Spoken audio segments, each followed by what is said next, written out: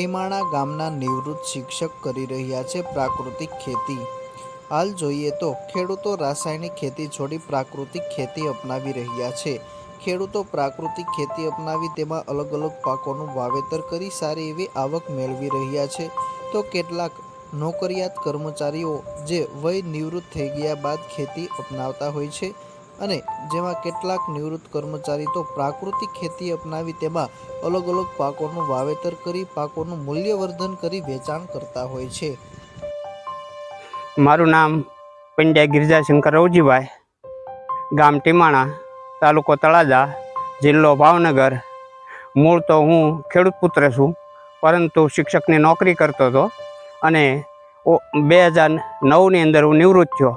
ત્યાર પછી પાલેકરજીની 2 શિબિર 7-7 દિવસની ભરી અને ત્યારથી મને આની અંદર રસ લાગ્યો અને હું પ્રાકૃતિક ખેતી મેં શરૂ કરી છે।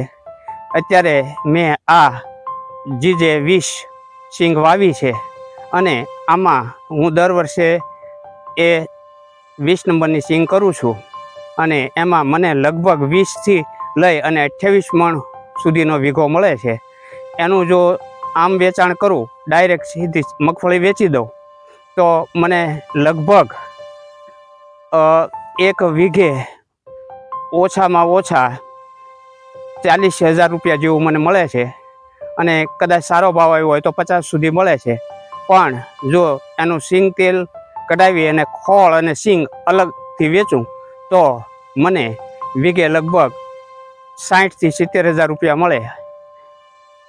આની માવજત સાહેબ કેવી રીતે રાખો છો? આની માવજતમાં હું જ્યારે વાવું છું ત્યારે શરૂઆતમાં ઘન જીવામૃત વાવું છું। આની સાથે વાવણીની વખતે પહેલાં બીજામૃતનો પટ આપું છું, ઘન જીવામૃત, અને ત્યાર પછી હું જીવામૃતના આ ડ્રેચિંગથી એટલે પંપથી ડ્રેચિંગ કરી અથવા તો ટપક પદ્ધતિથી જો પાણી આપવાનું થાય તો એ રીતે હું જીવામૃત આપું છું અને મને આનું પરિણામ સારું મળે છે। અને કદાચ રોગ જીવાત આવે તો અગ્નિઅસ્ત્ર અથવા તો 10 પર્ણી અર્કનો છંટકાવ કરું છું। ડબ્બાનું ક્યાં સુધી વેચાણ કરો છો અને ભાવ શું મળે છે? હવે ડબ્બામાં છે ને દરેક જુદા જુદા ભાવ લે છે, પણ હું લગભગ 3200 થી 3500 સુધીમાં સિંગનો ડબ્બો વેચું છું। બીજા લોકો ઘણા 4000 લે છે અને 4500 પણ લે છે, પણ હું એક એમ કે સામાન્ય માણસ પણ ખાઈ શકે એટલા માટે 3500 સુધીમાં ડબ્બો વેચું છું।